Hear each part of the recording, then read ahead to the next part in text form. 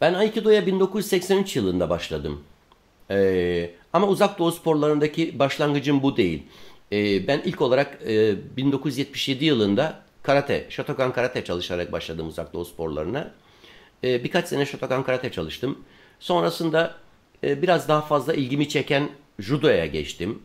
Judoyu biraz daha fazla sevdim. Judoyu da 4 sene kadar çalıştım judoyu.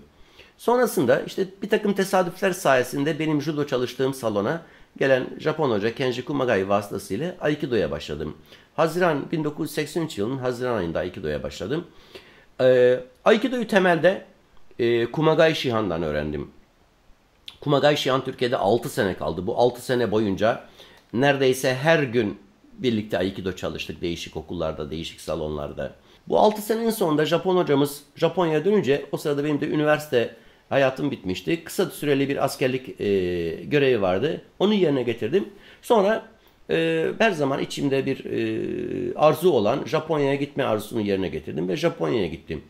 1989 yılında ilk kez Japonya'ya gittim. Bu belki de o tarihe kadar Aikido öğrenmek amacıyla Japonya'ya giden ilk Türktüm. İlk gidişimde birkaç ay kaldım Japonya'da.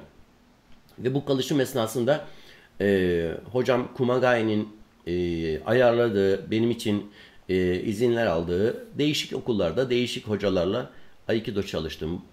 Japonya'da Aikido çalışmanın şöyle bir faydası oldu bana. Hep arkadaşlarıma bunu anlatırım.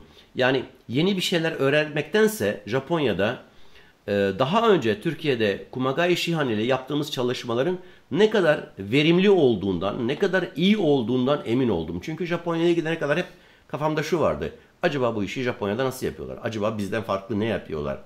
Japonya'ya gidip pek çok hocayla çalıştıktan sonra gördüm ki bizim Türkiye'de aldığımız eğitim oldukça iyi bir eğitimmiş. Dolayısıyla Aikido'yu evet Türkiye'de Japon hocayla çalışarak öğrendim. Ama